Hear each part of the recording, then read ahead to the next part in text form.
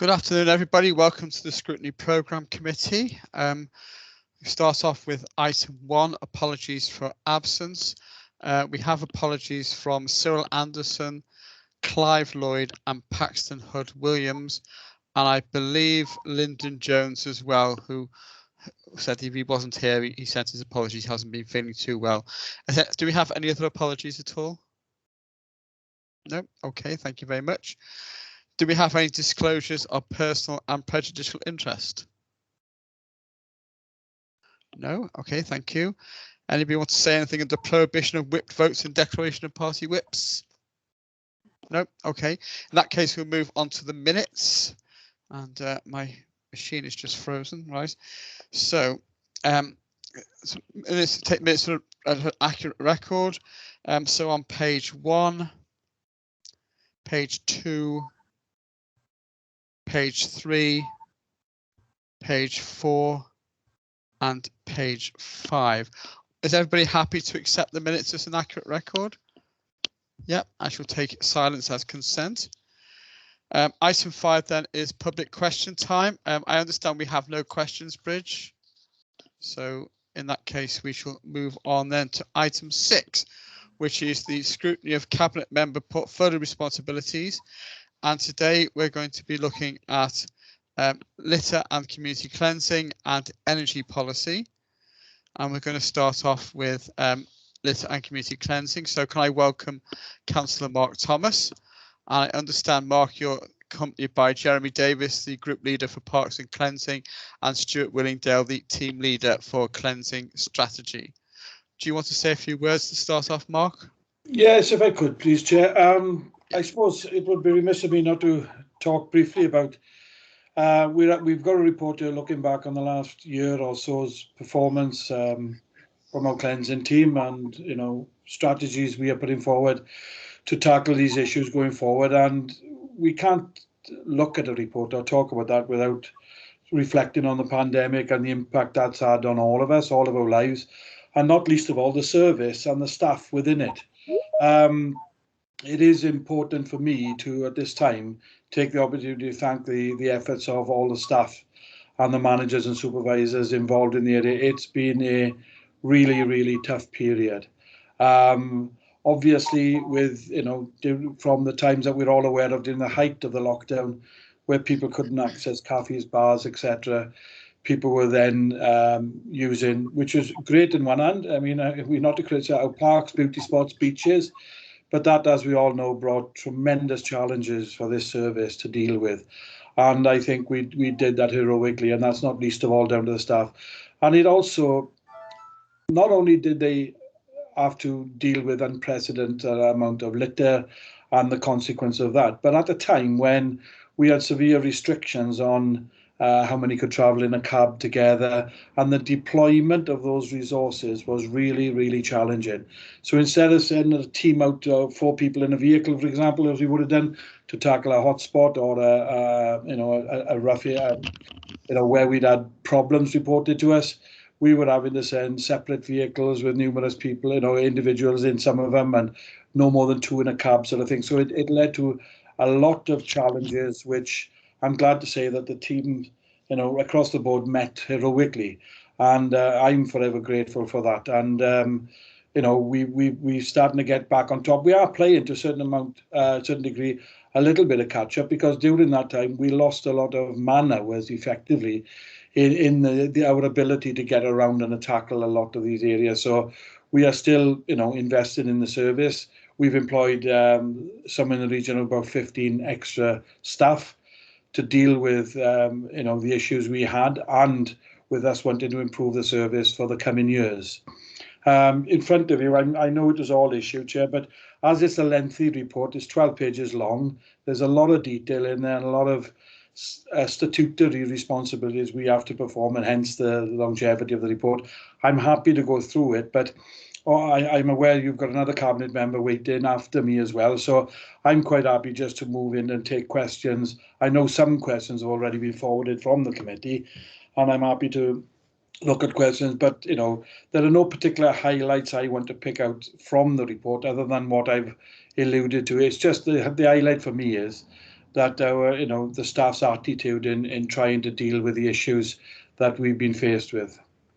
Yeah, thank you, Mark. I think we'd all reflect and agree with you that the work of the staff have put in over the last year has absolutely been exemplary, and under very difficult circumstances. I think everybody's been impressed at how they've kept on top of the problems which have arisen during the pandemic and operated throughout that. So I think we all owe them our thanks for the work they've done as part of that.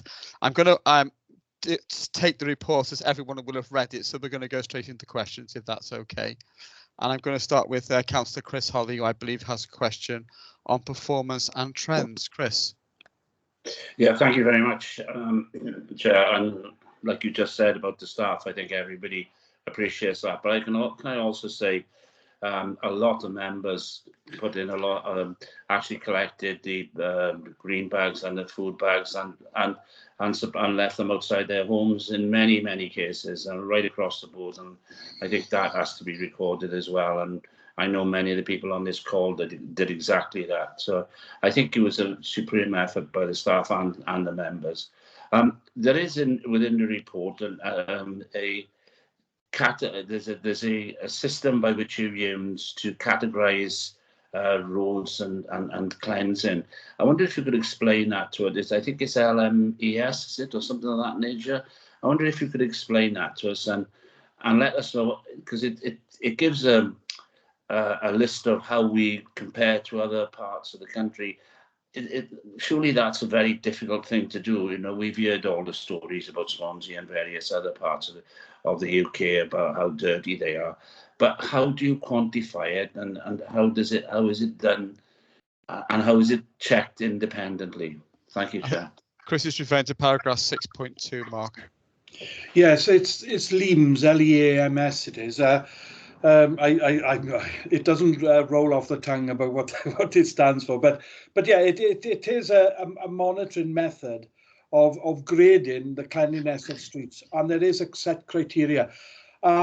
Obviously, this question came in this morning, so I've done some background look into it, and I can give you I feel, because I've got a response in front of me, Chair, but to do justice to it, it needs to be forwarded to the Scrutiny Committee because it's more technical than is easy to explain over a Teams call. But basically, there's set criteria on how, independently defined how a street is defined of what level of cleanliness it is. And it's in ratios from A grade to D grade, D grade being the worst. So there's a set criteria. That is also because people, obviously we check and assess that ourselves, and so people could say you could falsely put you in a higher position than you are, but that is also checked with Keep Wales Tidy as well as a counterbalance, so it's independently checked and verified with us. So the figures we have so far put us in a good place, and we're average or above average of neighbouring authorities. But again, because it's very technical, it's quite a lengthy answer. So I'm more than happy to give that to you in written format, because when you see it yourselves, you'll see what I'm referring to. But it is independently assessed and checked. It is not just a case of Swansea Council scoring itself. No, that's fine. That's fine, Councillor Thomas. And I think we would all appreciate seeing a copy of that and how we can sort of assess that in its entirety. Thank you. Yeah. Mark, can I ask, how often are these surveys carried out? I think it's every couple of months, Chair. Okay. Bi-monthly, I believe. So yeah, they frequently done. So, but it's taking into account now. It's not every street is assessed every couple of months. It's across the city. So the checks are carried out in specific areas, bi-monthly. So till it covers the whole of Swansea. But as I said, that I can give you that detailed, the definitive answer on that in my written response. That's great. Okay, Thanks. thank you.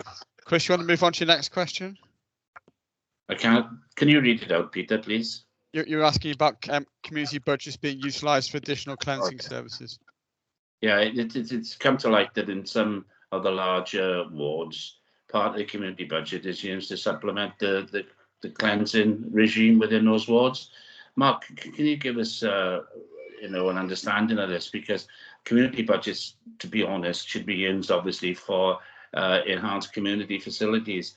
And where in some of the larger wards it's used for cleaning or for whatever method of cleaning or gully cleaning or whatever they use, does that then take away what happens in the ward anyway? And on top of that, the cost on it in the smaller wards, that would totally destroy the community budget. So, you know, what's the rationale behind it, and what's the cost behind it?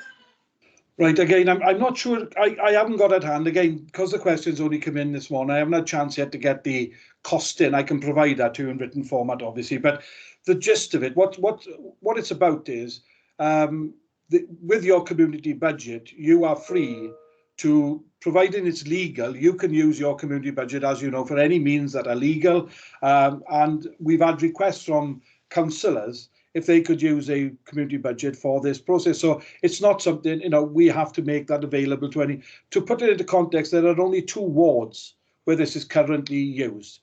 One is Castle Ward, where they employ a cleaner 5 days a week, and the other one is Morriston, where they employ a cleaner on 2 days a week. So it's not widespread, although the offer is there for all 36 wards. Now, in answer to the question about, but it gets significantly expensive for a single member ward, then there is the opportunity for wards to share a resource. So if there was neighbouring wards of 2 or 3 wards or 5 wards, they could basically employ a cleaner and use them 1 day a week in each of the wards, for example.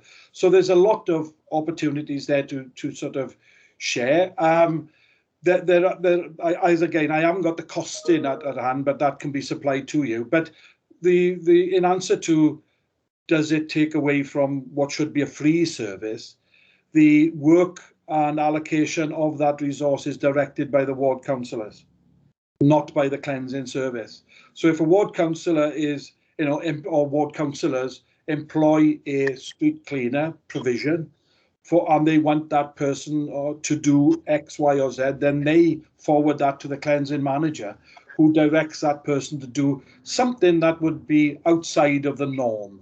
Okay, so if, for example, your streets in Cumbulla, for example, if they were cleaned once a week by street cleaners, you could, if you wanted to, and you felt it was something that was of relevance to you, employ a cleaner to do a midweek clean, for example. It doesn't take away or add to anything that's already there, but it's an enhanced service.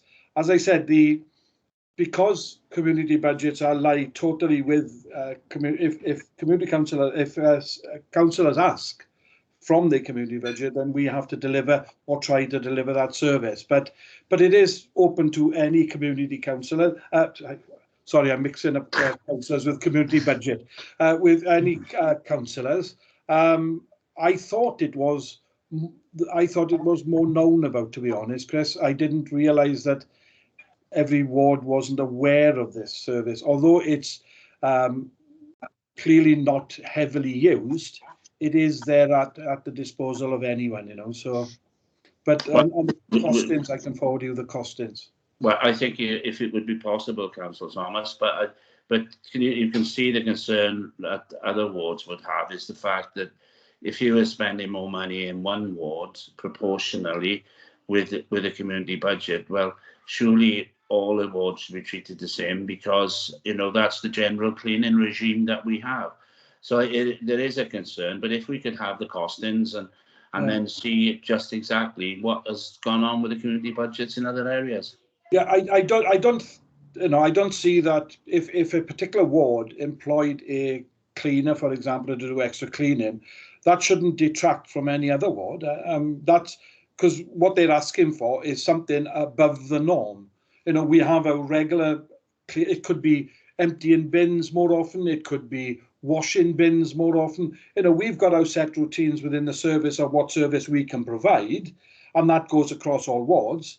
If any, you know, councillor wanted to say, well, that's fine, but I would like more of this in this particular area because I've got a particular hotspot or a particular issue, then they are free to look to buy that service in.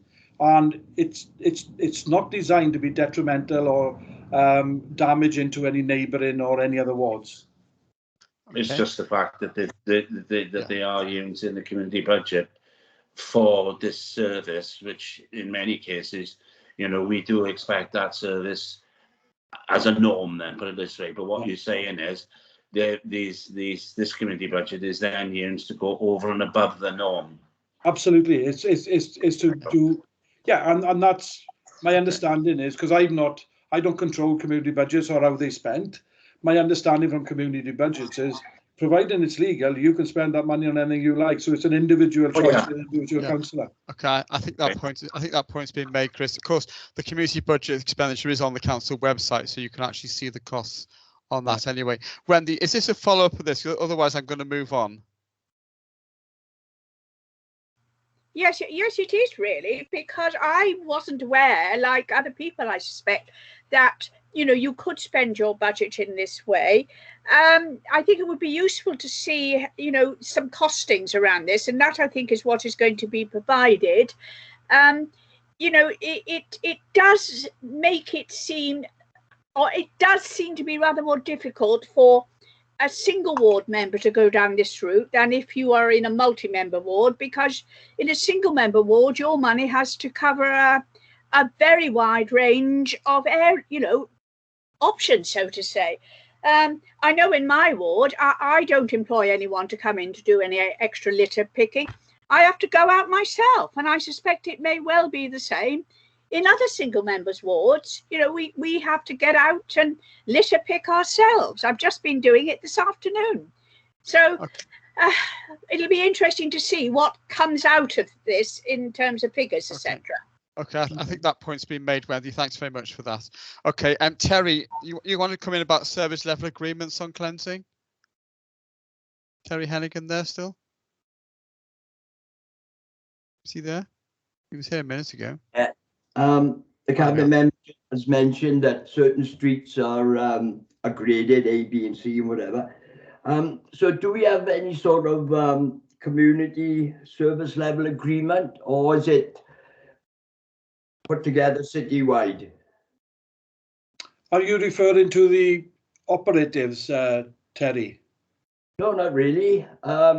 Cleansing as a whole. I'm not. I know for the operatives we don't have a service level agreement, but I'm not sure in regards to street cleansing per se. I know Jeremy's on the call, and maybe he'll be able to answer that one, Chair. I can't answer that directly. Okay, Jeremy, do you want to come in? Yeah, sure. To answer the question around service level agreement, no, there isn't one that's specifically set in relation to the performance of the services as far as what you would specify as individual qualifiers to be measured against. However, we have our internal processes by which we aim to respond and deal with issues depending on the severity and the nature of them, generally ranging from routine service requests to more urgent ones. So, for example, if there were sharps, needles, broken glass, human waste, etc., would take a higher priority over obviously the reports of generic litter, overflowing bins and fly tipping. Our general approach is that we attempt to deal with all routine service level requests within 5 calendar days, and all urgent requests within 1 day. However, we routinely exceed that quite significantly. So urgent requests, particularly when they come in either overnight or within the mornings, are dealt with same day. Okay, Terry. Could I just add to that then, Peter? What kind of success we might have had with catching fly tippers and dog mess? I know Carmarthen seems to be very well up on that side of it. I was just wondering how we're doing in Swansea. Yeah, I can. Certainly, I haven't got that again because it's the questions come in rather late. I haven't got all the details for me, but certainly in respect to fly tipping and enforcement, we've got a good track record and we do deal with it. I mean, recently, I'm just waiting for something to be published now. We've just recently undertaken a joint operation with South Wales Police and looking at licensed waste carriers, for example. That was a successful operation carried out with the police. I haven't got all the details in front of me at the moment because we're still waiting for authorization to publish it. But needless to say, we do work with other agencies to tackle, because one of the issues with fly tipping is, yes, sometimes members of the public will go out and tip stuff. But quite often, as we're all aware, one of the major blights is that you've got these unlicensed waste carriers who offer to come and clear your garage or your shed and then transport the stuff away and tip it on our commons and beauty spots. And those are the ones that really are the ones that we want to try and get at, as well. So, as I said, we've just recently, only about 2 weeks ago, carried out a very successful operation with South Wales Police, and we're about to publish the results of that, but I haven't got them in front of me, unfortunately, at the moment. So we do that. I mean, the one on dog fouling, Terry, is a difficult challenge for us, the service, because as you're aware, it does require an officer to catch somebody not just with a dog defecating on the pavement or the highway, but then to walk off and leave it. And catching someone in that act is very, very difficult. And I can see Jeremy's got his hand. He'll have first-hand experience of how difficult this is. We do issue fines where we find people responsible, but also as what people tend to do is look at the numbers. And if we haven't got huge numbers of people that we've prosecuted, people fall into the false impression that we're not doing nothing.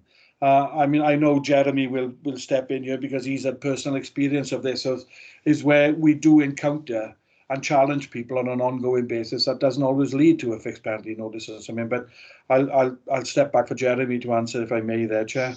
Jeremy? Yeah, it's just enhancing and supporting what Councillor Thomas has said there. In the last 12 to 18 months, we arranged for significant numbers of supervisory level staff in both parks and cleansing services to be able to be qualified to issue fixed penalty notices should they be required. So they carried out the associated training. However, that training, the backbone of it is on the principle of the 3 E's, which is engagement, education and enforcement as a final resort. And what we tend to find, and I've had personal experience of this on a number of occasions this year alone, is actually approaching owners is all that's required, and that they will then deal with the issue. We don't go straight to fixed penalty notices because often they can be very confrontational, and ultimately the persons are not obliged to give us their details. They can just simply walk away, and that does happen on the more severe of cases. So the numbers that we have in relation to challenging individuals will far exceed the fixed penalty notices that are issued, but we have done significant work to engage the public in this area, particularly where there are known dog fouling problems. And I think it's worth saying, Chair, that there's more dogs now about than I've ever seen before. It seems nearly every other house seems to have dogs these days. Yeah, not my house. Jeremy, I think following on from that, I mean, Leith Talbot seem to have a different approach to this. Is that just different or better, or are we doing it better? When you say different approach, well, they seem to have a lot more prosecutions or fixed penalty notices than we do. I would argue that they approach it differently to ourselves. They're more likely to be going straight for the enforcement route, and also the potentially the individual employment of officers directly for that. What we've done is made sure that those officers that are on the, our operatives that are on the ground on a routine basis have the powers to be able to issue if necessary, although we don't command them to because it's not part of their core role. But their education and knowledge of the powers that are available and the ability to engage with the public and have those conversations, we found has been far more effective. Okay, right, Mike. Sorry, we've tread a bit on your questions. You've got other questions on this, haven't you, Mike Weiss? Good Chair. It obviously did cut across the questions there. Yeah. I know because I wasn't going to steal Terry Sunder because he did flag up Kamal and Sri yesterday. But the point I wanted to pick up on, Mark, was within the cleansing strategy on page 14 about the process of dealing with repeat offenders with fly tipping. Have we got a mechanism in place that, if we know that we have got some sort of, as we said earlier on, with these people that, got unlicensed carriers, vehicles and things like that, have we got a process in place for dealing with people who obviously are carrying out fly tipping on a regular basis? Yes, I mean, we as Jeremy said, when we have, whether it's fly tipping, dog fouling, we tend to start off with a warning approach. We don't take enforcement always as a first route. because it depends on the scale of it. You know, if somebody's chucking some litter on the floor, you wouldn't necessarily want to prosecute. If somebody emptied the contents of a car into a known beauty spot or something, then you may well go straight into prosecution on it or fixed penalty notice on it. So it's difficult to generalize about what we do, but certainly repeat offenders, you know, the penalties we impose will increase with each occurrence. I mean, it will go, and we don't shy away from ultimate prosecution in the courts. But you know, the courts like to see as well that you've taken all other means before bringing it before the court. So, you know, but certainly with repeat offenders, we would be looking to step up the scale and the extent of any prosecution we carry out. That goes without saying. Okay. Thank you, Mark. Yeah, I've got a follow-up question there, Chair. In regards to, and I first say as well, to follow on what you said in the chair about the department, they're often seen as a Cinderella service, but they do outstanding work, and they do, you know, and they obviously go over and above. So, you know, well done to the department. Second question, Mark, is in regards to publicising how we're going to sort of crack down really in issuing fixed penalties, perhaps to sort of be proactive really, and to get across to the members of the public, because we got our own vehicles, to perhaps, if you could perhaps use the sort of Lord Kitchener sort of a slogan within our vehicles to say, you know, we have our officers out there, you know, look, you know, and if you are caught littering, you will be prosecuted.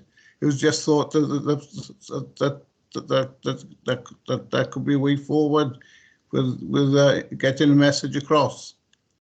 Well, that's certainly something that we're willing to take on board. It's almost like we are watching you, sort of thing. Yeah, we do have fleets of vehicles where we could consider advertising that on our vehicles, because, yeah, you know, getting that message out that if you're caught, we will look to prosecute you, because that is our stance. As I said, it's difficult with. I know. Look, I've been asked the question before from councillors about why can't we name and shame people? Because I look, you know, in your own community, is probably one of the best deterrents would be that if somebody was caught, their sort of name was put up in lights within the ward, and that would sort of name and shame. But I don't, you know, that's not something we can do. You know, if a case goes to court and is in, you know, a matter of public record, then that person's name and details can be advertised.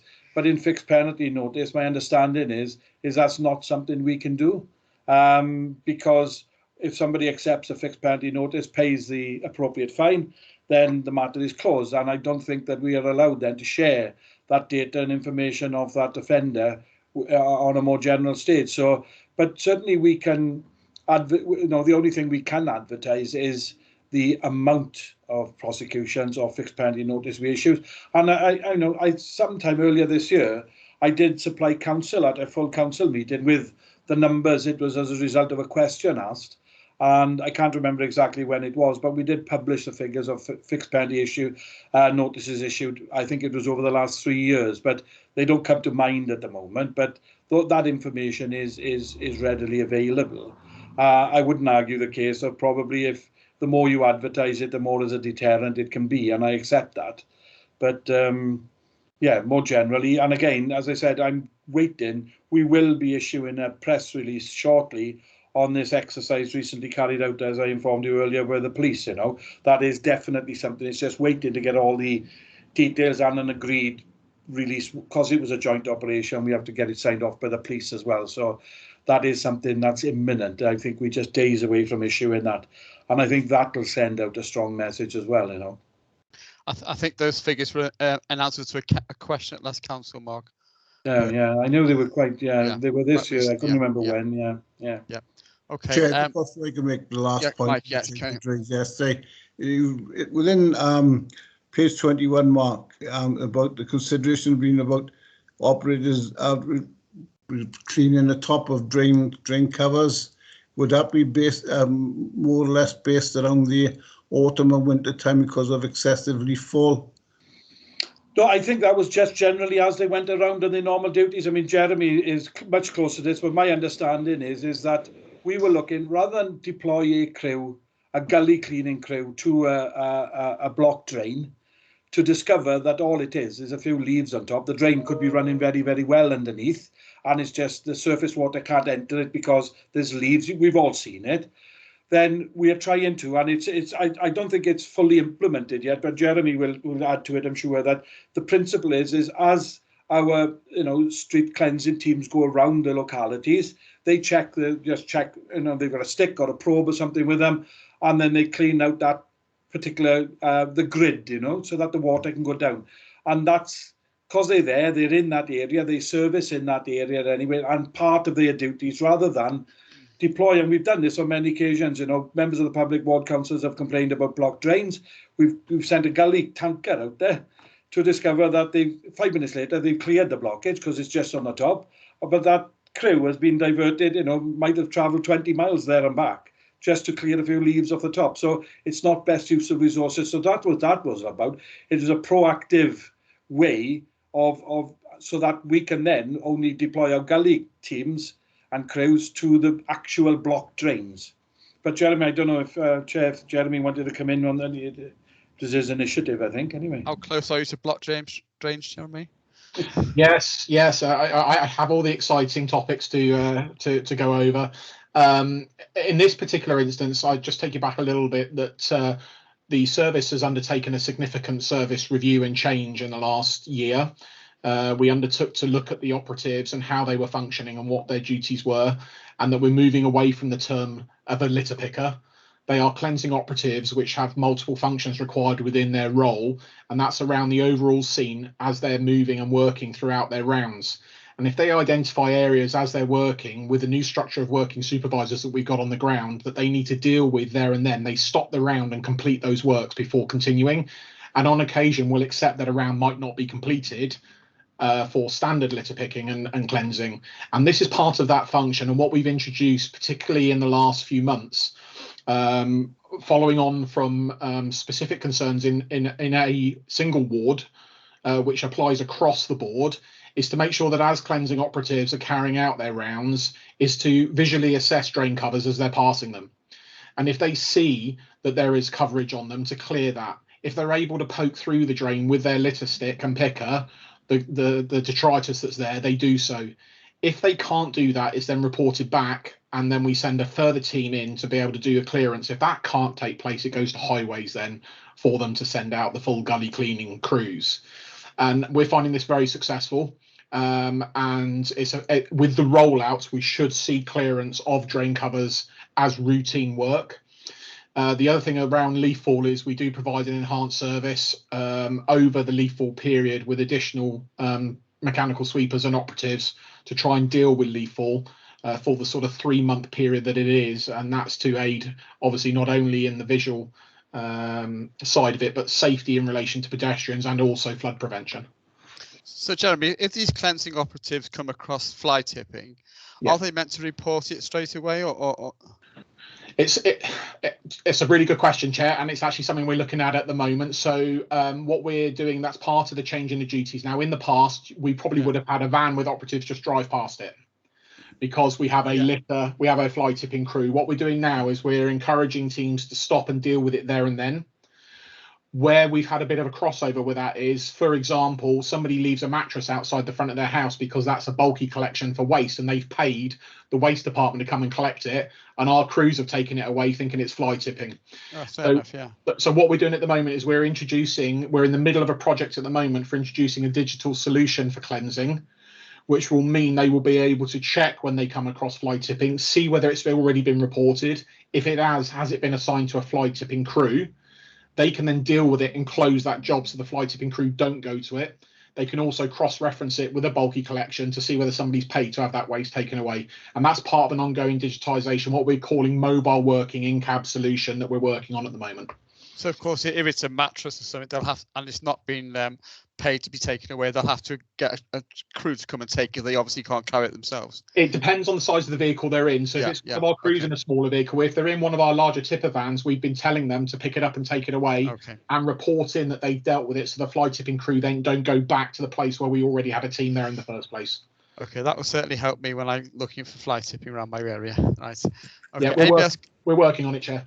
Okay, but just slight change of pace now. We're going to go on to Peter Jones on natural resource and biodiversity. Peter. Yes, thank you, Peter.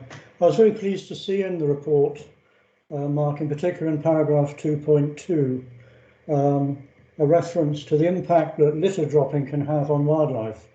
This is something perhaps that people don't fully appreciate. They worry about the appearance of the environment, but not perhaps about the direct impact that litter of particular kinds, particularly perhaps food waste and plastics, can have on wildlife, including in particular, I guess, bird life.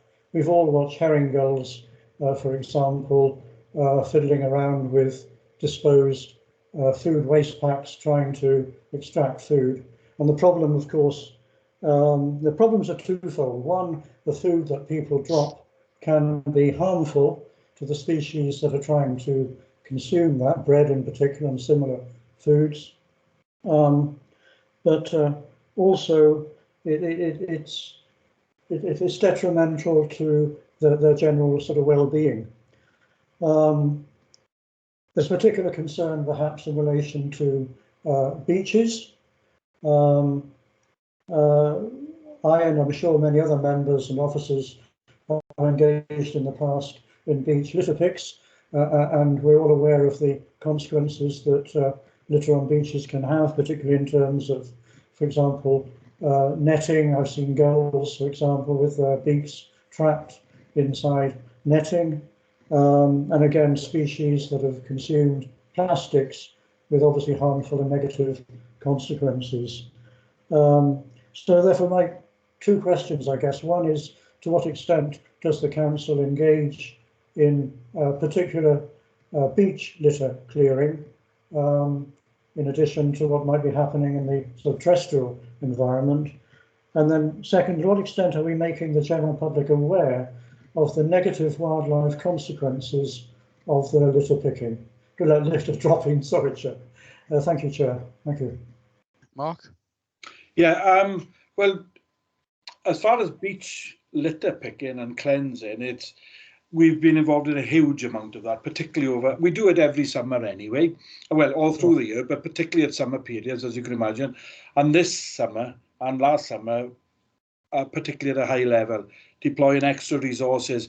I mean, partly due to the increased numbers of people visiting our beaches, as we're all aware of, but also particularly last summer and last autumn, when we were in the midst of the lockdown. As I said, I think in my preamble earlier on, there were wild parties and that going on at beaches, and the amount of litter and that we had to deal with was off the charts. We've never seen or encountered that prior to that, or since, thankfully.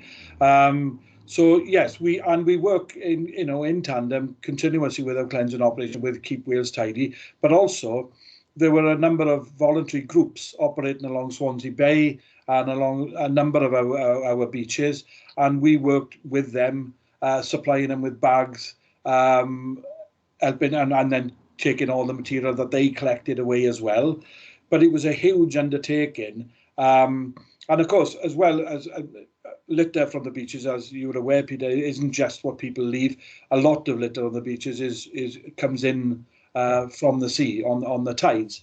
But in regards to, we don't currently carry out specific comms, as far as I'm aware, on the effect of beach strewn litter to wildlife. I mean, it is a common theme that is, most people should be aware of it, because when you look at particularly any programs on TV talking about plastic in water, in our seas, I mean, people are very, very aware of that. But that's not something we currently specifically carry out. I don't know if Jeremy or Stuart has any information on specific communications we do on that, but I'm not aware that we separately as a council communicate the impact and the effect that has on our wildlife, on our beaches in particular. Jeremy? I would say that that was part of a joint communication that we issued during the summer period and the height of the problems at the end of the summer last year, where we used our communications teams for extensive media coverage and our social media channels in relation to waste and litter on the beaches.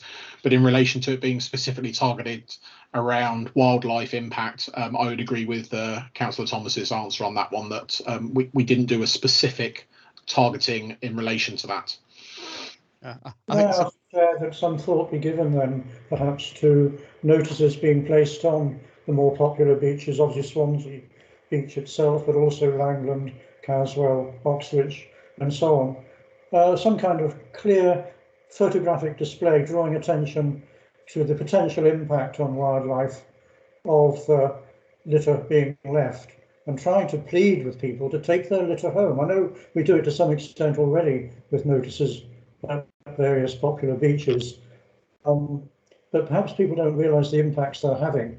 I sometimes despair that some people seem to care at all about it, and I see Jeremy nodding. I'm sure we all share that despair. Why do people do it at all? But is there something further we can do in terms of trying to encourage members of the public to take their litter home?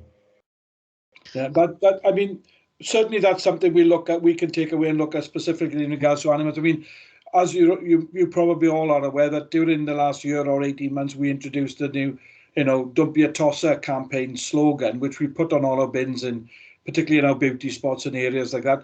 And that had quite an impact because of the statement it says. It certainly grabbed attention, controversial in many areas perhaps, but it did what it said on the tin, and it was meant to almost embarrass or shame people into taking their litter home. And all the communications we had, particularly at the height of the pandemic, including press release and TV interviews, and all of them, I've always stressed the importance of, this is not something that should be left just to any authority to deal with. The public has a responsibility here to act responsibly.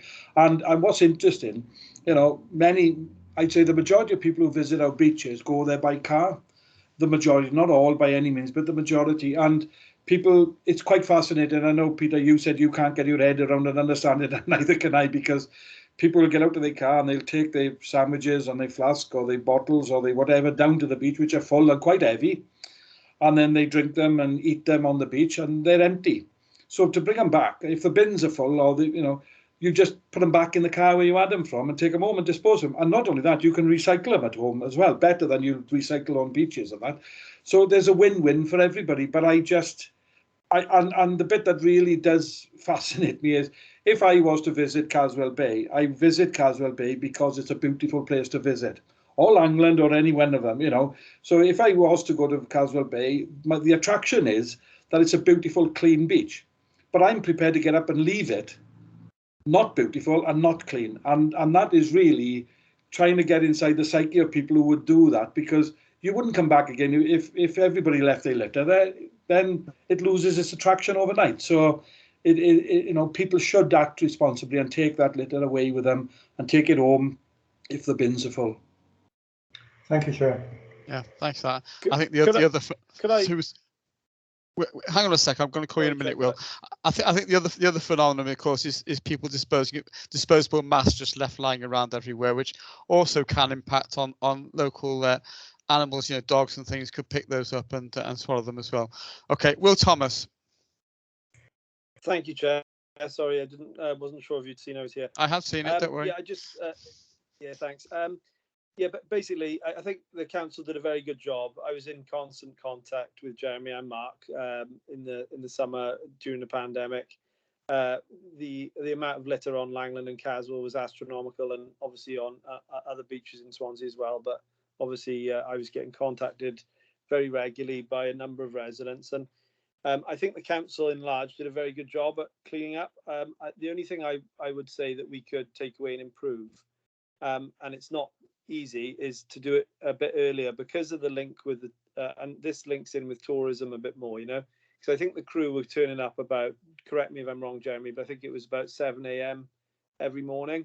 And obviously a lot of people who are down visiting on holiday and things, they're coming out onto the beaches, a little bit earlier than that. Some people, some early birds, not like myself, but some early birds are down there you know, going for a beach morning swim. And I think that was the perception from the people and tourists was, oh, the council don't care. It's, yeah, of course they do. They come down, they did a really good job, and a lot of the locals were very helpful and helping with the litter picks and things. But I think either of the next summer, if the crews can get down there an hour earlier, I think that would make a big difference to perception, because the beaches will be clean from when people first start arriving. So that's the only thing I think that could be improved upon, really. Thanks. Okay, I'm sure that point's been noted. Okay, I just got one last question. Can we have got any updates on the neat teams, Mark? I know this is an obsession of mine, but I did see the question earlier. If you recall, at a recent council meeting, this question was asked as well, and I did respond. That I can't remember. It may have been you, Chair, who asked the question. It was me. It's my obsession. There is no update on the basis. Look, I know how precious the neat team are. A lot of us councillors who've used them and relied on them. The difficulty we've got, I can't give you a full answer, and it's because they are resourced or given to us through social services. So we're very much at the behest of social services. This is not a service we employ directly. Yeah. So when social services say that they feel that the conditions of the pandemic and that are safe for them to come and work in our environments, then we'll be happy we'll take them on at any time. You know what I mean? So, but we're totally reliant on social services giving that nod of approval for us. But as soon as they do, and I've got no indication yet, I will try and find out in the meantime, Chair, if there's any updates to that, because I'm as eager and keen, and I'm sure they are willing, wanting to come back to work because they love it. So, but as I said, safety first. I'm sure we would all concur with that. But I can see Jeremy's got his hand up. He might have some further information on it, Chair. Yeah, thanks. I thought that's what you're going to say, Jeremy. Yes, I meet regularly with the service managers in social services that are responsible for the day centre in Forest Park, and the service users and clients of social services that come out with us that form part of the neat team. It's really important to understand that, obviously, I'm sure many members are aware that the majority of these workers that come out with us have specialist needs and specific medical conditions which need to be mitigated. We are at level 0. We have only just moved to increasing vehicle occupancy for our own staff. And for us to operate effectively and safely for neat teams, it requires 4 people in a vehicle. On top of if they have specific needs in relation to medical conditions that could make them vulnerable in relation to COVID. So it's an extremely challenging area for us to restart with individual risk assessments, and also identifying whether people have been vaccinated, etc., and being able to reduce those risks. So we're very keen to get it started as well. It's a very popular area of work. Our staff who are involved in it absolutely love it, and they're really missing it. But we have to put the needs and the safety of the individuals first. And at this stage, social services are not giving us any indication of an intention to restart. Okay, thank you for that. That's very helpful. If there's no more questions on this particular topic, I'm going to give you a few seconds to put your hand up if you want to ask a question. Okay, can I thank Mark and Jeremy and Stuart for coming along today and answering the questions. It's been a very useful session, I think, and no doubt we'll write to you with some of the points that have come out of this meeting. So thank you very much indeed for that. Thank you, Chair. Thank you. Thank you, Chair. And can I just say thank you for the comments of support for the team and the services. It has been a very challenging period for us, and we are very committed to what we do, and we take on board all the feedback. Thank you very much. No problem. Thank you very much. Thank you. Okay, we're going to move on to energy policy, including generation, supply and district heating. We've got Andrea Lewis, the cabinet member, and I think she's supported by Alex O'Brien, the property manager, and Anthony Moss, who's the energy manager. Andrea, do you want to say a few words before we go to questions? We've all read your report, of course, so there's no need to read it out to us or anything.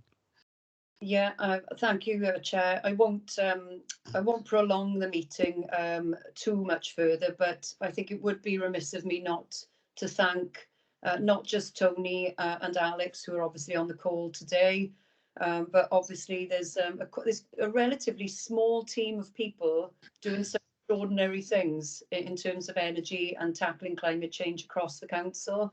And so I want to pay tribute particularly to Rachel, Susie, and to Martin Nichols, Director of Place, who are not with us today, but are very active, very enthusiastic and instrumental, along with Alex and Tony, in delivering not only our energy plan, but our climate change action plan, and hopefully soon to be a climate change and nature action plan, but more to come on that in the near future, Chair.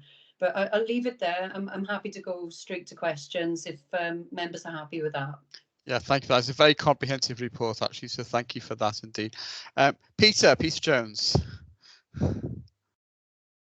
Yes, excuse me. Thank you, Chair. And thank you, Andrea, for what I think is, as Peter has just said, a very comprehensive, informative and encouraging report. I think I'm very impressed, and I'm sure other members are impressed by what the Council has been doing in recent months in relation to this general area, energy within the scope of the climate change response. And you rightly mentioned various officers who have been enthusiastically engaged in this progress, and I'm very much aware of that. My first question is simply in relation to the climate change group, as it's currently called. My understanding is that this is an officer group. If I'm wrong on that, I'd welcome clarification. It does strike me that this is something that ought to involve elected members. I just wondered, Andrea, is it just an officer group, or is it in fact a mixed group of officers and relevant councillor members? Thank you, Councillor Jones, for the question. And just to give some clarification, I can understand the confusion because there are actually two groups. So you've got the Climate Change Programme Board that is chaired by Martin Nichols, Director of Place, and is made up of relevant officers across the authority. Then we have the Climate Change Steering Group, which the Programme Board feeds up towards. And the Climate Change Steering Group is a group that I chair. It's also attended by Councillor Louise Gibbard, and we've got the Director of Place again attending that, the Sustainable Development Officer and the Directorate Project Manager also attending that. I can, if members wish, I'm happy to share the climate change governance structure in a document if members think that might be useful. Yeah, that'd be helpful, Andrea. Thank you. Yeah. Okay, thank you, Andrea, for that response. Yeah. Peter, you got a couple more questions on gas supply in Tidal Lagoon? Yes, I guess I have. Andrea, I don't know whether you've been made aware of these questions ahead of today's meeting, but I'll put them both together. The first is a reference, of course, in the report to green gas. And I'm just wondering, what is the nature of this green gas? To what extent currently it may form as a proportion of total gas consumption for council-owned properties? And, well, as it says here, what is its viability and cost impact? And in particular, what is green gas? What are we talking about here? Is that the production process or the nature of the gas itself? Hydrogen, for example, or whatever.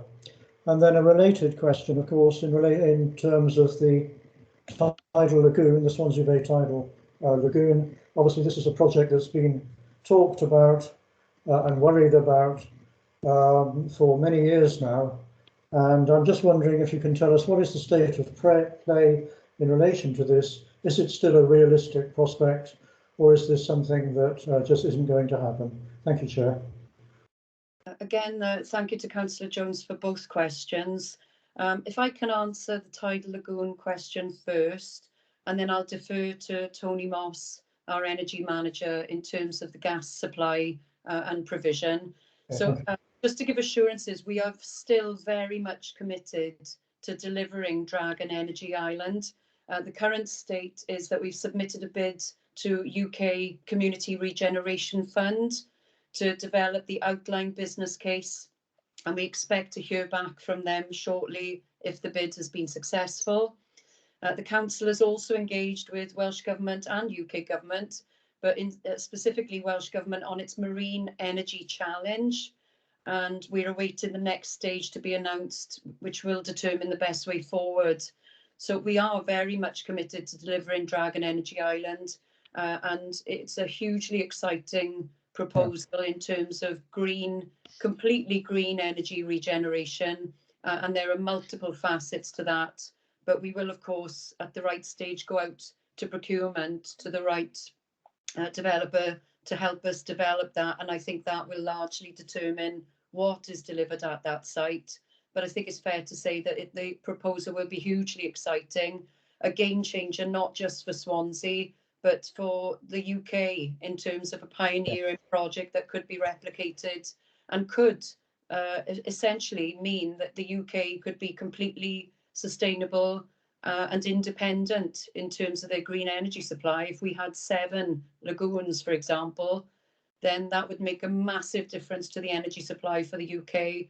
And we wouldn't be reliant on other countries, which would be, it's fair to say, a game changer. So you could probably tell I'm very passionate about this, but actually I can't take full credit because it's our council leader, Rob Stewart, who is very much leading on this ambition and this proposal.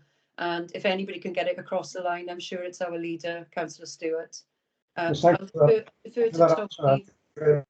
Sorry. So I was just going to say, I first became involved with the concept of a tidal lagoon as long ago as 2012 when working in another capacity for the RSPB. And it's been going on and on, of course, ever since. Back in 2012, it looked promising. Back in 2021, I'm rather worried, but I'm encouraged by your response, and thank you for that. Okay. You're very welcome, and I'll hand over to Tony. Afternoon, Peter. Can you hear me okay, Peter? We can hear you fine. Great, okay. So as of April this year, we started to procure natural gas from a company called Natural Gas and Power.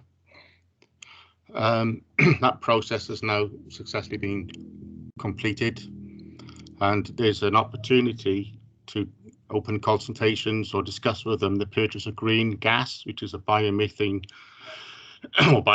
which is produced from recycled natural waste, such as plant material and organic waste. So now they've started collecting sort of consumption data on our natural gas usage. We can start talking to them about potential availability of green gas and the pricing options for it, Peter. We're at very early stages, really, at this moment in time. What is the carbon offset, if you like, from the use of this, what you're describing as biomethane, as opposed to natural methane? I'm not sure, Peter, really. I'd have to come back to you on it, really, and look at it in more depth. I'm pleased that we're moving in that direction, but I'm slightly puzzled as to what extent it is truly green in the sense that the carbon output from it is minimised or non-existent. We were talking here about CH4. We burn the hydrogen and release the carbon, which combines with oxygen and produces carbon dioxide. Right. Sorry, Perhaps you could let us have a briefing paper on this, Tony. That would be helpful, please. Yes. So I'm not trying to. I think when I start, I'm generally trying to understand it and the science of it. Yeah, I think all that I need to understand with Total Gas and Power as well when I open the sort of consultations with them, and I'll obviously put something together to forward to yourselves. Okay, thank you. That'd be very helpful. Thank you. That's quite helpful. Yes. Okay, so we'll remind you that in the letter to Andrea. Anything else, Peter? No. Okay. Right, Terry Hennigan then. He's there somewhere.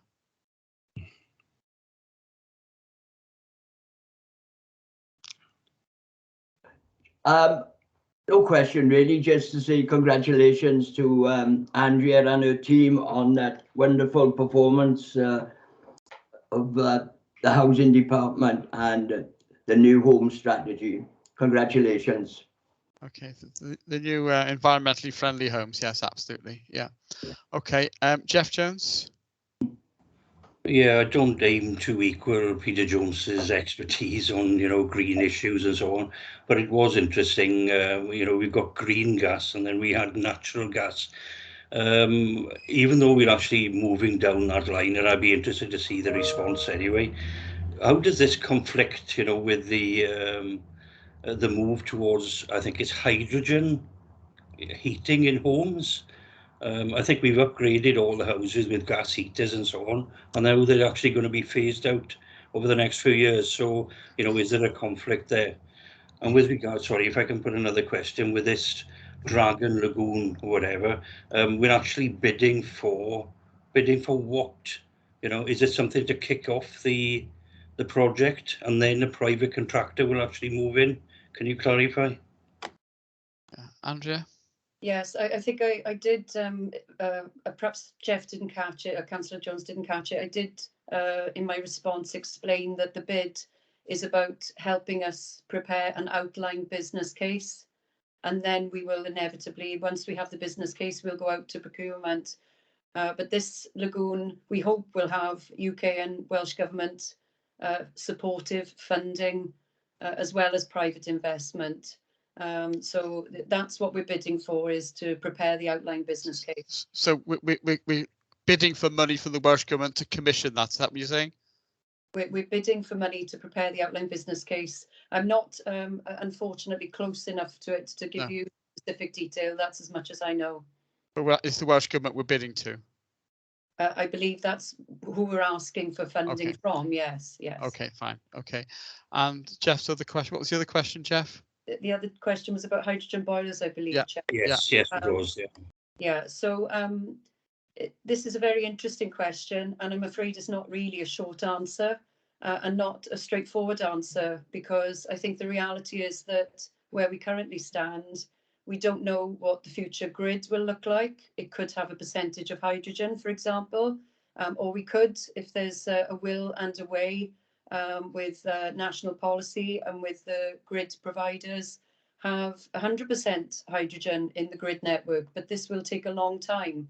The grid network, in order to incorporate hydrogen, will have to be converted to plastic pipelines, because as people who are interested in these things, hydrogen will leak through the metal pipes and it won't transfer very far. So, it's a complicated answer, and there isn't a straightforward answer at this moment. We are currently exploring, particularly for our council tenants, what the future heating provision could look like. It's possible that we could be using air source heat pumps, and it's possible that we could go down a whole electric route rather than a gas route. But this is all, of course, dependent on technologies and innovations and advances in an area where we're not quite there yet. So the short answer, I suppose, is that we're exploring all of these approaches to find out which is the most cost effective and energy efficient and the cheapest option as well for our council tenants. So we're looking at our options and considering them at the moment. And I think it's not going to be something that we're going to know in the next few months. It may take a little bit of time for us to understand what the new model looks like. Okay, thanks. Are we monitoring the development of hydrogen vehicles as well, Andrea? We're looking at it, and I think it's been released. There's a very exciting proposal that Swansea University are looking at with a hydrogen and electric provision fueling station on Fabian Way. Again, that's subject, it's their bid, but they're bidding for grant funding to make that happen. And I think if we've got a hydrogen fueling station, then as a council, we would inevitably look for hydrogen vehicles, because we know that there's a supply to refuel very close to Swansea. So it's a little bit chicken and egg at the moment. Yeah. But if that fueling station transpires, then of course we will inevitably have to consider our future fleet options when contracts come up for renewal. Then we could consider hydrogen vehicles, particularly for the larger vehicles, because the radius currently for electric larger vans, for example, isn't the best. So hydrogen gives you a greater radius, which would mean you wouldn't have to refuel too regularly, and perhaps you could refuel as much as every 2 or 3 weeks. as opposed to charging up every day. Okay. So this is a major factor for us in terms of what the supply looks like. And if we've got access to hydrogen supply, then of course we'll look to changing some of our vehicles to hydrogen vehicles, and that could include the refuse fleet as well. Okay, that's interesting. Sue Jones. Thank you. My question is on climate change and how far we've gone with tree planting throughout the city and county of Swansea. It's a very good question, and I know that there are hundreds of extra trees which have been planted across Swansea. I don't have the specific details, I'm afraid, Councillor Jones, but I think you will probably appreciate that I am the cabinet lead for climate change, but climate change is every cabinet member's business, and this crosses all portfolios. So unfortunately, it would have been better to direct that question towards Councillor Mark Thomas, who is leading on the tree planting, but I'm happy to collaborate with Councillor Thomas to provide that answer in writing for you. That's great. Thank you. Sorry that No I problem. lost a long time. We should have made him stay, shouldn't we? Will Thomas. Will. Thanks, Chair. Thanks, Chair. Andrea, just a question. I'm just wondering if the council or yourself are pursuing any sort of micro hydrogen power, hydro power stations anywhere. I've seen the technology apparently has moved ahead quite a lot, and some of the sort of smaller streams, for example, that are in constant flow can be quite beneficial, you know, to the flow. There's a couple of areas I can think of off the top of my head. I'm just wondering if it's something that you or your team have looked into, please. So we do currently have a mini hydro turbine in the dock area, in Swansea dock area, which is operating. The answer is we will always consider every opportunity to generate green renewable energy. And I've just recently spoken to a council from England who have used exactly that in the weir of their river. And of course, the River Towie has a weir, so that's something that I will be keen to look into. But we haven't made, you know, this is recently happened last week, so it is something that's on my action list to look into to see if we can replicate that and do the same. And I'm happy if any councillors have any ideas or innovations that they want to feed in. Please feel free to do so, and we will consider all of them, because I think, especially with energy generation, things are moving along at such a pace, and we don't want to overlook any opportunities. So I'm happy if councillors want to write to me with any opportunities, and I'm happy to explore and look into those further. Yeah, thanks. I think it's, as well as being, you know, an energy generation, if they're in the middle of the park, I'm thinking of Peter, I'm thinking of Singleton Park, for example. You've got the stream, which is in constant flow there. There's the concrete section, which you could quite easily add a turbine to, and you know, a small turbine, albeit, but it's good for people who are walking past every day to see that the council's also making an effort in those regards, as well as to produce energy. It's also a PR exercise to remind people of the you know, the challenges we face. So thank you. Andrew, is the generator in the barrage still working? That's the one that I'm referring to, Peter. Oh, I thought you were talking the weir further up. Oh no, the weir is a new opportunity. Okay. As far as I'm aware, the barrage is currently in operation. I thought it might be, yeah, because I think it was went out of operation for a few years ago, didn't we? Had to fix it, yeah. Yeah. Okay, lovely, thanks. Can I just ask a question then in terms of reports? In paragraph 5.1, you refer to the £1.3 million interest-free loan we've got from the Welsh Government for the refit energy efficiency phase 1 project. Have you got a bit more detail on that, how we're spending that money?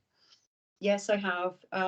Just for the benefit of members that might not know how the refit grant works, essentially we can borrow money interest-free.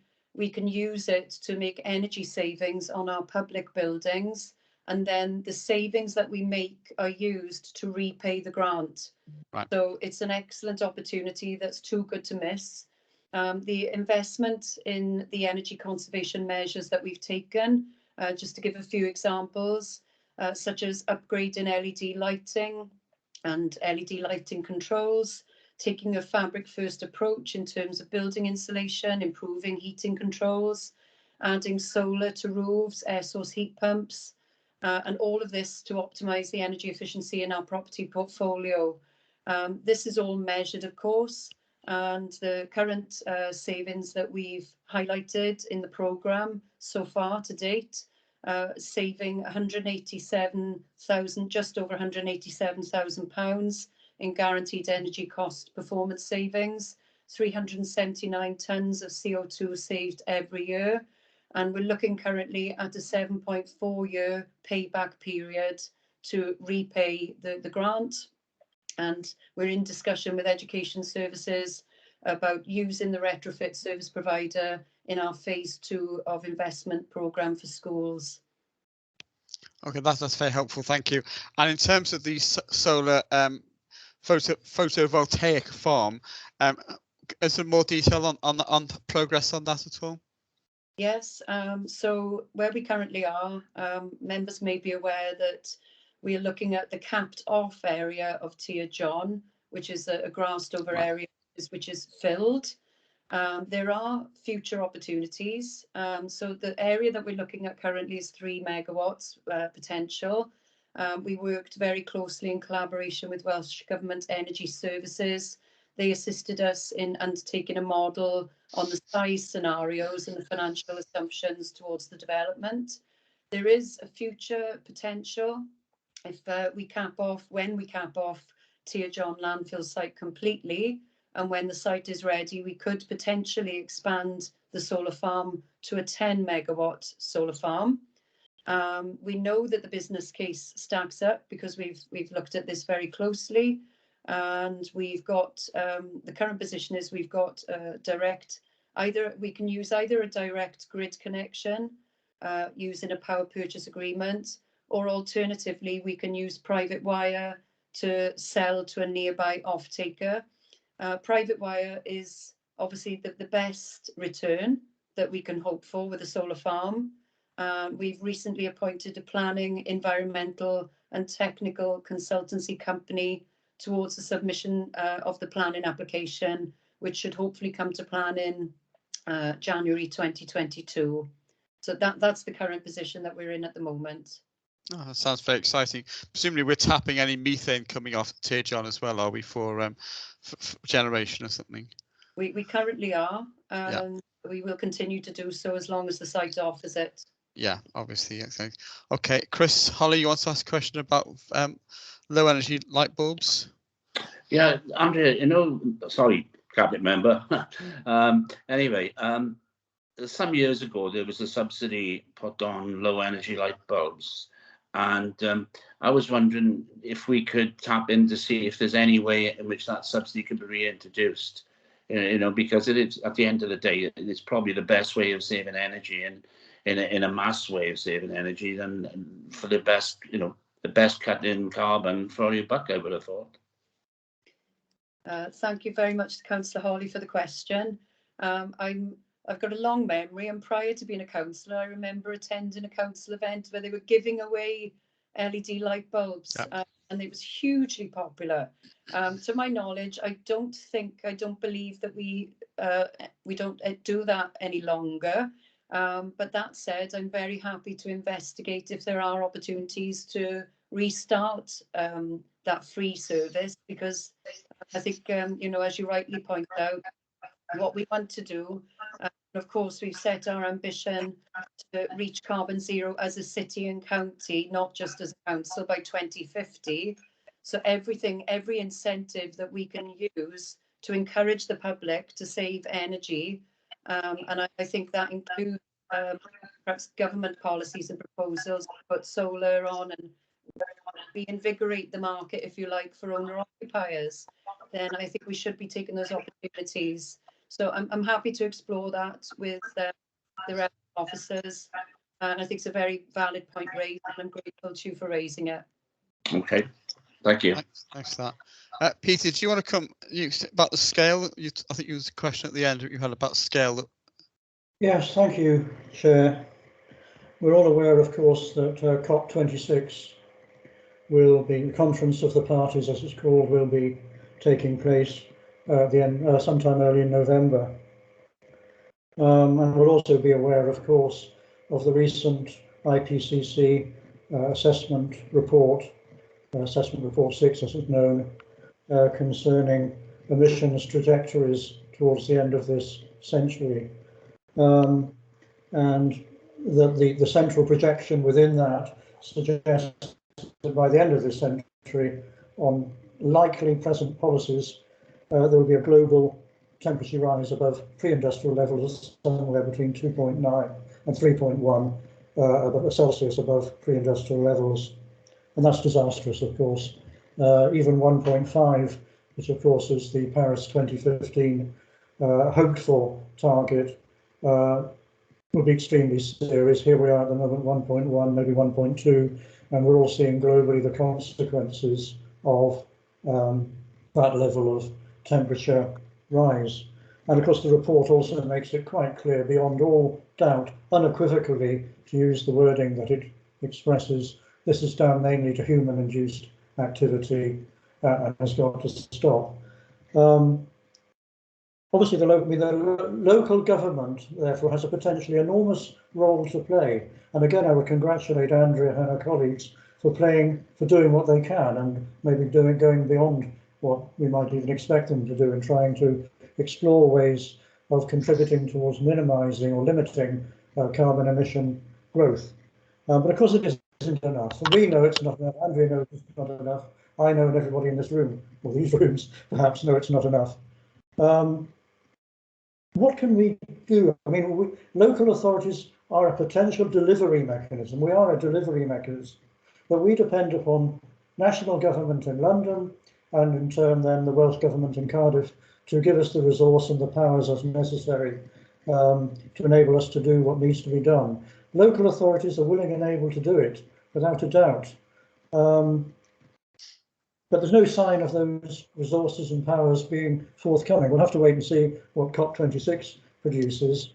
But I suspect I'm not alone in being somewhat pessimistic about the extent to which anything will trickle down via the London government, ourselves here in Swansea.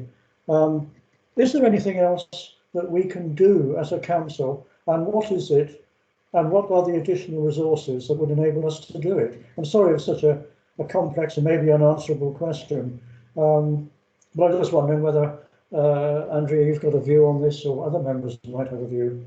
Thank you, Chair. Grateful to Councillor Jones for the question, and I agree it's not an easy, straightforward question to answer. I think if I can perhaps break it down very simplistically, if we have the powers, the resources and the finance, we can do so much more. Yeah. But I think there's also a recognition that this goes beyond just the council. This needs to be everybody's business. Yes. We need to get partners on board. We need to get our public sector partners. We need to engage with local businesses and local supply chains, and we need to engage with our residents.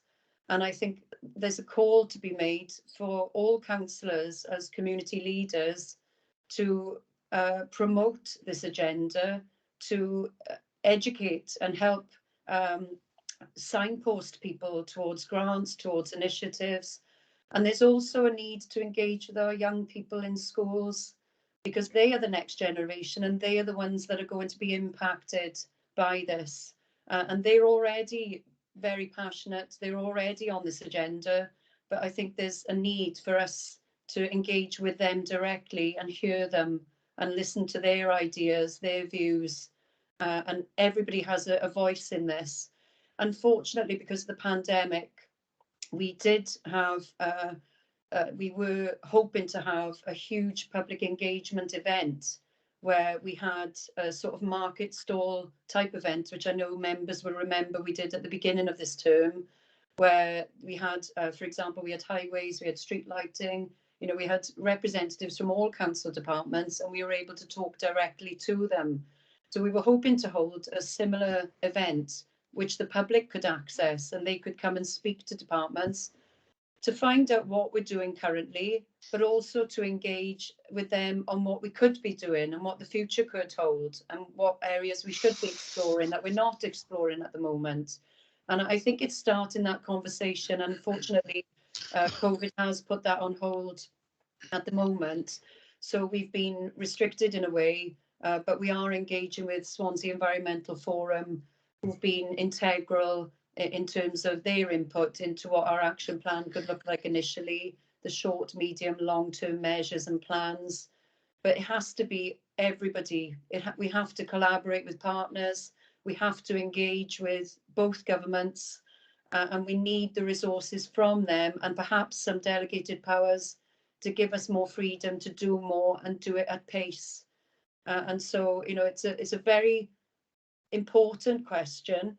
I'm very glad that you've asked the question, but there are so many facets to the answer. But you know, the short answer is more money, more resource, perhaps more delegated powers, and councils are very well placed to engage with the local population, to engage with residents, offer them grants and initiatives. We've done that for a very long time. We could easily turn our hat to more energy efficient measures, and we'd be happy to be the vehicle to do that, to start the journey sooner rather than later. It's very much needed. Thank you for your answer, Andrea. It's worth remembering too that next week, as it happens, is Green Week. And I know there are a number of events planned here in Swansea. I've been involved with a group that's been working on a number of possible public-looking events. And we shouldn't, you mentioned education and school children. Might be worth noting that next Friday next week, the 24th, will be a school climate strike day, following in the footsteps of the great Greta Thunberg. I don't know how many school children in Swansea will feel able to take part, but let us hope that a number do, and moreover that the schools themselves will engage with the issue. I've suggested, in fact, that we should be writing to head teachers of schools, not necessarily encouraging them to support the strike. They may not be able or willing to do that, but perhaps to invite speakers to go into schools to talk directly to pupils about the climate crisis and a policy response to it. And I absolutely agree, Andrew. It's very important that we engage with the public. It's everybody's responsibility, and there's much that can be done simply by individuals trying to live more sustainably than perhaps as a culture we've done in the past. It's a huge problem, and I appreciate the difficulty of confronting it, but we've got to do it. And thank you very much. Thank you. Okay, thank you. Anybody else got any questions for Andrea? No?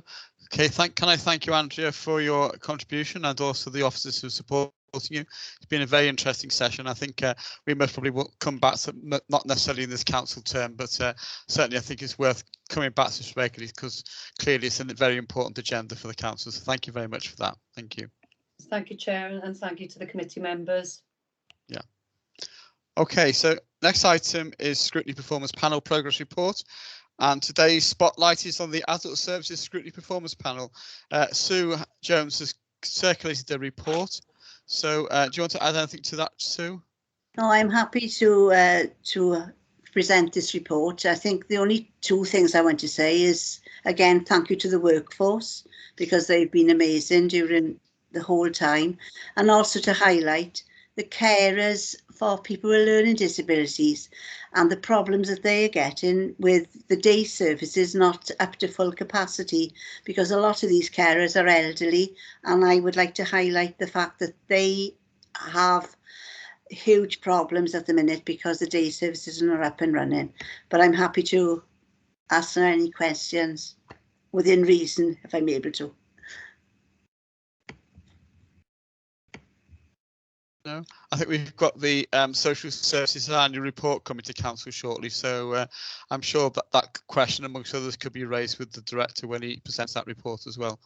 Okay, thank you, Sue. Okay, so next say that the future of social care is something that we're all got to be really concerned about.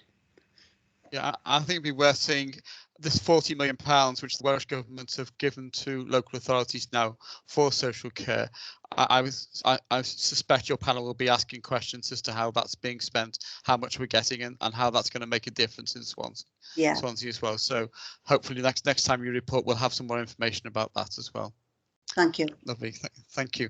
Okay, item 8 is the Scrutiny Dispatches Impact Report, which is there's a couple of things in there, particularly our scrutiny of bus services, tourism, natural environment and procurement. And if people are happy with that, we can present that to Council on the 7th of October.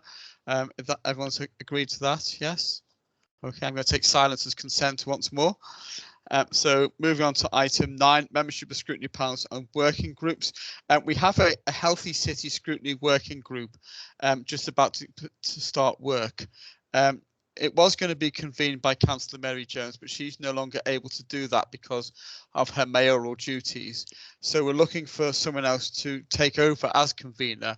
I understand that Councillor Jen Rayner has offered to do that, and so if committee are happy, then we will ask Jen to do that if committee can agree to that, please. Yep. Okay, that's lovely. Thank you for that. Okay, so item 10 is the scrutiny work programme. You can see in the report itself. The next meeting, we're going to be looking at the Recovery and Transformation Plan progress update with Rob Stewart and Adam Hill. And also we've got the annual corporate safeguarding report with Mark Child as well as part of that. And there will also be an opportunity for discussion with the Chair of Governance and Audit Committee to support a strong relationship between this committee and her committee in terms of awareness and understanding of each other's work, making sure we're not duplicating what we're doing and to make sure we've got proper coordination and referral of issues as well. So that's all in front of us, and hopefully we'll be able to take this up at the next meeting as well. Nobody got anything to say on that at all? I'm looking for hands. No? Okay, thank you. So that leaves us with scrutiny letters. We have one letter on the bus services working group. Now, this group has just concluded its work and sent this letter. I would want to give Lyndon Jones an opportunity to speak to this letter and to speak to the work of his group. Unfortunately, Lyndon is ill today and not able to attend. So I'm going to ask Bridge to retable this letter at the next scrutiny performance panel, so Lyndon gets an opportunity to present it to us and to make any comments he wants to say about the workings of his group. I think it's important that we get those feedbacks from the working group. So you never know, we might even have an answer by then as well. So we'll see if that's happened or not. So if that's okay, I'm going to ask hold that over to the next meeting. Thank you for that. And that just leaves us with the date and time of upcoming scrutiny panel meetings, which you can see on the report. And the next meeting of the scrutiny performance of this panel is going to be on the Tuesday, the 19th of October at 4 p.m. So just leaves me, thank you all for attending. Thank you all for participating. It's been a very useful meeting, and I will see you next time. Thanks very much indeed, everybody. Thank you. Cheers.